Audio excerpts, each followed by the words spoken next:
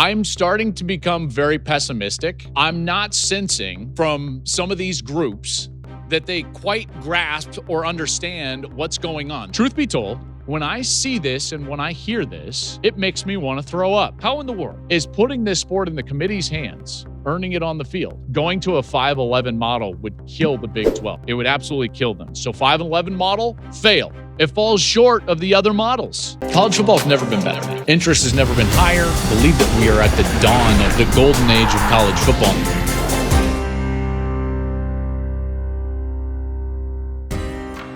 Hey, what's up, everybody? Welcome into the Joel Klatt Show. I am Joel Klatt. This show, as always, is brought to you by Hampton by Hilton. We thank them for their support. And a busy offseason continues here in college football. There's a lot going on, including spring meetings. Both the Big 12 and the SEC had their spring meetings during the course of last week, and I want to recap a little of what went on at both of those meetings. They were both actually in Florida. Destin, Florida for the SEC, and then Orlando down in Florida for the Big 12. I was actually in Orlando, had several lengthy conversations, so I want to get into kind of the latest news in terms of what's coming out of these camps and specifically how it relates to the college football playoff, because I think that's the most relevant news and information that's getting bantered about and thrown around, at least here in the offseason. Now, remember, if you have not subscribed to the show on YouTube, please go do so. You can subscribe right there, hit the notification button, and then you can know exactly when new content drops. Leave a comment below there on the YouTube channel. And then wherever you like the social media, we're there. You can find us at Joel Klatt Show. You can get all of our content out there on social media. Okay, so let's get into it. The news from last week, and I wouldn't call it good news, but there's this growing push. And by the way, let me just state by kind of throwing this out there. I'm starting to become very pessimistic about the direction of what some of the leaders in college football want to do with college football. I have been very optimistic. And that is waning. And the reason is because I'm not sensing from some of these groups that they quite grasp or understand what's going on. So today I want to just kind of outline a little bit of what's going on, because the party that is not being considered in all of this is actually you, the fan, which is frustrating. And we're going to get to that, because I know there's been a lot of changes in college football, and I've been a huge proponent of some of them. I've defended others. I've been optimistic about the direction and some of the guardrails that we can have and the structure that we could have in college football in the future. And that's why I've said I think it could be the dawn of the golden age of college football. And I still believe that. I do think that we're at a major point right now, and this offseason is a major point. And some of the discussions, for the first time, at least in a long time, have deteriorated some of that faith that I have in some of the entities making some of these decisions. So there was some growing news that the SEC and the Big 12 wanted to kind of change or discuss a different format to the eventual CFP. We're talking about 2026 and beyond. That was not what we talked about last week. So before we get started on what maybe is the proposed change or what they're throwing out there, I want to just go back and revisit exactly where we kind of left off last week, and where are we in college football in terms of the proposal for the 2026 college football playoff.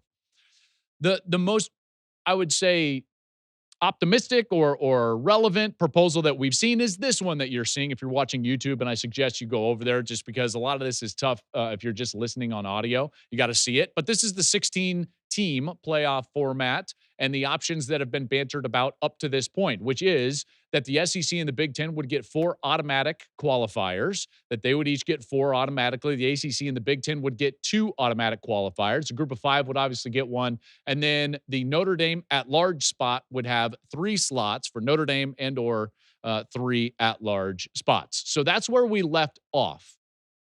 What's being now proposed and thrown out there by both conferences that had spring meetings last week, a growing push from the SEC, and unfortunately in this regard, because it's totally against their interests, the Big 12, is a 5+11 model. Okay, so what does that look like? Well, again, go to YouTube and check it out, but we've got the visuals up for you. A 5+11 model is this. Each conference in the Power Four would get an automatic berth. You'd get an automatic berth for the highest ranked Group of Five champion, and then you would have 11 spots that were just totally at large, including Notre Dame. If they were to qualify, they would obviously grab one of those at-large spots, but then it would be left to what we have seen up until this point in the college football playoff, which is it would be committee-driven. Now, truth be told, when I see this and when I hear this, it makes me want to throw up. I think that this is awful for college football on so many different levels, so many different levels. But before we get there, I do want to kind of touch on what was said last week and done last week at each of these spring meetings. Let's start with the Big 12 and their commissioner, who I think is a really smart guy. He's done a lot of excellent things with the Big 12, Brett Yormark. I do think he's completely off the mark on this one, but this is what he said. He said, in talking to our ADs, we want to earn it on the field. He said the 5-11 might not be ideal for the conference, but it's good for college football, and it's what's fair. He would go on to say the 5-11 might not be ideal, like he said, and he says we don't want any gimmies. We want to earn it on the field. That was the direction of the key stakeholder group, the ADs and the coaches, and I feel very comfortable with that. I feel the same way, and I've been very outspoken about it. So that was the comment from Brett Yormark about the 5-11 model, which I like. It doesn't make any sense. Make it make sense. It doesn't. How can you earn it on the field when you're trying to put basically the entire playoff in the boardroom of the College Football Playoff Committee? Because actually what the 5-11 model does is hurt the sport. It does not make the sport better. It certainly hurts the Big 12. There's no doubt about it. But because it hurts the Big 12, it also hurts the sport. Because what would be good for college football is if we continued to have more conferences that were relevant. And if we don't, then we'll get basically three things. One, the entire sport's going to be in the boardroom, and it's going to be committee driven. What fan is desperate to have the College Football Playoff Committee run the sport? What? I feel like Mugatu, like I'm taking crazy pills. Like, is the piano key necktie back in? I don't get it. The committee has been terrible for the sport, as well-meaning as these folks that have been on the committee have been. The subjectivity of that room and the inconsistency of that room has been awful for the sport. We're going to lose non-conference games like we've continued to lose during the course of the year. Why? Because it's better just to have an easier schedule and have a better win-loss record because of the boardroom, right? So in no way is this earning it on the field. In fact, it shocks me that would be the argument to have an 11 at-large model with the 11 basically picks from the committee. I don't understand that at all. You lose out on the play-in weekend like you would have in the model that I talked about last week, and you would have a massive amount, even more so than what we already experience, a massive amount of politicking and propaganda. And by the way, that started in earnest this week in Destin, Florida. You see, for so many years, the SEC, and rightly so, because they were the best conference, they leaned on the fact that they won national championships. So they didn't have to put out a bunch of conference-run propaganda. But because they have not done that, and in particular lost some high-profile games late in the season last year, they went full propaganda mode at their spring meetings. And as Brandon Marcello tweeted out, they handed out a propaganda packet. This is wild. He said the SEC has shared this packet on its football analytics to consider as the college football playoff format dominates conversations. What was that packet? It was a packet that read, title, A Regular Season Gauntlet. When looking at the leading metrics that factor in the strength of schedule, the conclusion across all of them is clear. No other conference has a regular season as grueling as the SEC's. Now, listen, I'm not here to take shots at clearly what was the deepest conference a year ago. I'm not here to do that. I'm not even going to take shots at the SEC, even though it could be easy to do that. They're a league that refuses to play a ninth conference game. So they play 8 conference games. They play cupcakes in November, and then they scream at us that their regular season is so much more grueling. Now, listen, for some, that is the case because in the large conference model, you have imbalances across schedule within conferences. So Florida and Oklahoma played a horrific schedule last year. Georgia played a horrific schedule last year. I'll absolutely give you that. But you can't say that across the board. You just can't. And by the way, is this what we're going to do? Are we going to sit here and just be in full propaganda mode? I, I, for one, don't want to be in that mode. I would rather us start to define criteria a little bit more clearly for the fan bases, for the players, for the coaches, for everybody involved. Take the sport out of the boardroom. I'm so tired of the boardroom. Can't even handle that. Now, the Big Ten did have their spring media days. It was the week prior here in California. They did not hand out a packet, but I quickly, just with the history of what the SEC has formally argued, I quickly put together a Big Ten propaganda packet, for all of you. And like, this is what it would look like. Jim Harbaugh with a national championship trophy and Ryan Day with a national championship trophy. So there's the Big Ten's, their analytics in terms of their propaganda packet for the 5-11 model. So again, like the 5-11 model makes me want to throw up.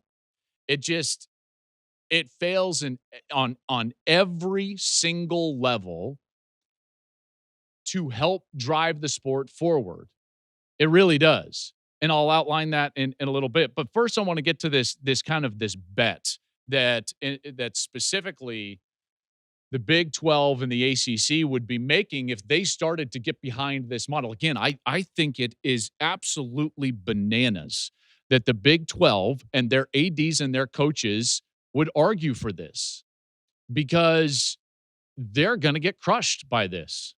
If you want the sport to continue to coalesce power in only 2 power conferences, then go to a 5-11 model because that's exactly what will happen.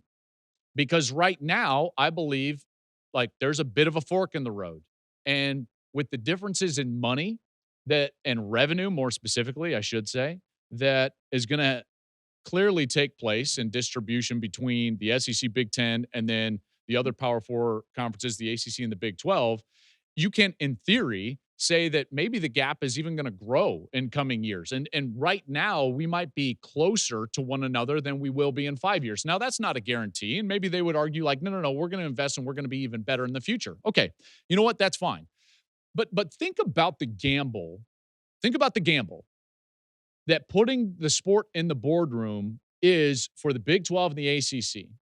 If they're going to take a position that the 5-11 model, 5 automatics and 11 at-large bids is better for the sport, then I think more often than not, we're going to have years like we had last year in which we would have had, I believe it was 6 teams from the SEC and 3 teams from the ACC, 4 teams from the Big 10. And guess what the Big 12 got? 1. They would have gotten 1 team in last year, even in an expanded 16-team field and even with 11 at-large bids. You go back to 2023, how many teams would they have gotten? In a 5+11 model, 1 team. And yet here we are trying to guarantee them 2 spots. And they're going to argue for a model where they're going to get 1. You see, here's the bet. Over the course of, let's just call it 5 years. Okay. Over the course of 5 years, I can guarantee these conferences 2 spots every single year. So they're going to get 10 playoff teams. By the way, there was that stipulation. There's still 3 at-large bids. There's a chance for a third. There is. Now, it might be unlikely, but there is a chance for a third. But you're guaranteed 2. So at a minimum, you're going to get 2 playoff teams every single year in a model that is 4-4-2-2-1-3.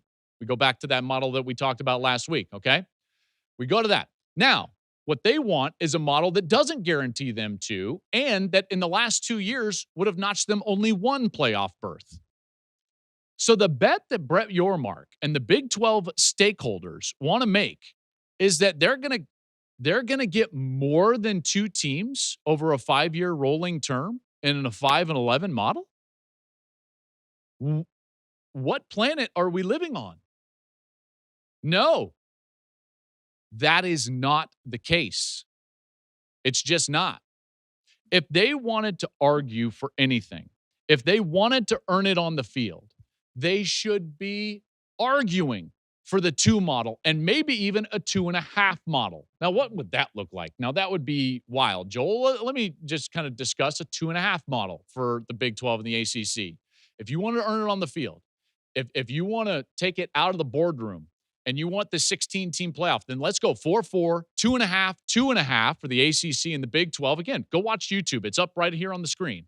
And then 1 for the group of 5, and then 2 at-large spots for Notre Dame and a second at-large team. Now, how do you do 2.5? That sounds crazy. Well, you actually do it quite easily by pitting, like, let's just say the 4th or 5th place team in each of the ACC and the Big 12 against each other. Maybe your play-in weekend is just against each other, and you're going to have 5 spots total, and 3 of them are going to go to the ACC and 2 of them the Big 12, or on any given year, depending on how those matchups go, on the field, you would get 3 or 2. So you would have 2.5 spots. So basically, you're saying, hey, between the ACC and the Big 12, we're going to split 5 at-large spots. So that's how you get to 2.5.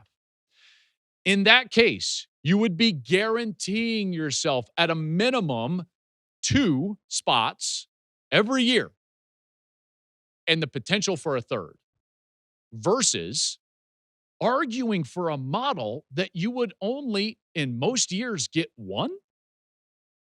Again, I'm going to read this quote again. He says, "We don't want any gimmies. We want to earn it on the field." How in the world is putting this sport in the committee's hands, earning it on the field? And I know that, like, I'm getting kind of like worked up about this. Again, Brett is incredibly smart. He has done so many smart things with the Big 12. In a lot of ways, saved that conference, beat the Pac-12 to the negotiating table with networks in order to save that conference. He grew that conference. He's made them more relevant. They're a really good conference, a deep conference. Going to a 5-11 model would kill the Big 12. It would absolutely kill them. It would coalesce the power in the SEC and the Big 10. It would put this on the propaganda machine conveyor belt where we'd get analytics packet from the ACC or from the SEC telling us how their 8-game conference schedule is so much more difficult than everybody else's 9-game conference schedule. It's just like, again, let's just go to some objectives here. Let's try to talk about this in more objective terms. Let's bring up this. What should our objectives be in the college football playoff? Okay? So, 1, I want this sport to be better for the fans. So, I've got 6 things that I think should be taken into account if you're going to fix the college football, change the college football playoff, do anything with the playoff. Okay? So, let's call these like Klatt's objectives for the CFP. If we're going to change the CFP, then they've got to hit on all of these objectives. Okay, here are the 6 objectives. Number 1, increase fan base engagement. Number 2, increase meaningful games. Number 3, increase valuable non-conference games in the regular season. Number 4, minimize or eliminate the College Football Playoff Committee. Number 5, define a clear path to the playoff for everybody in the sport. And number 6, keep more conferences relevant, not less conferences relevant.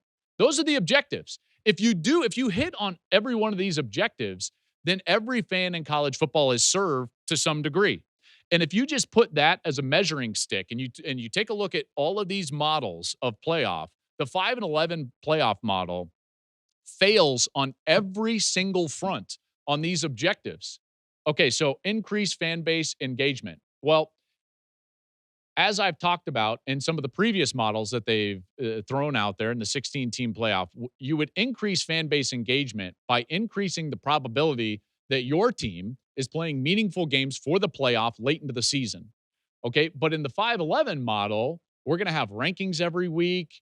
And so we're going to kind of know. So you're going to minimize the teams that feel like they actually have a relevant, defined path towards getting in.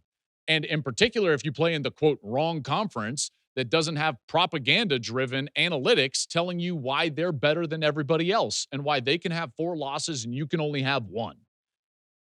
So so again, like, that's not great for fan base engagement. Meanwhile, in some of those previous models, I was talking about play-in weekends and the opportunity to just finish in the top 6 in some of your conferences, or the top 4 in some of your conferences, which means that even more teams than the 6 or the 4 in some of those conferences would be engaged late into November, playing games with meaningful implications on their spot in the standings. Obviously, that would be better. Okay, let's talk about increasing meaningful games.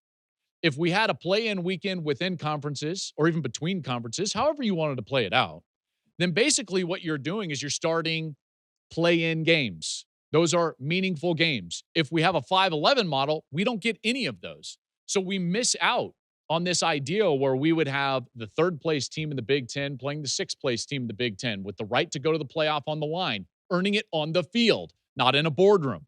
With the 4-5 game, same in the SEC, similar model in the ACC and the Big 12, played on the field. So we would be increasing meaningful games in college football deep into the season, into the first week of December. The 5-11 model doesn't do that, fails. So in every other plan, in the first 2 objectives, the other models work, 5-11 model fail.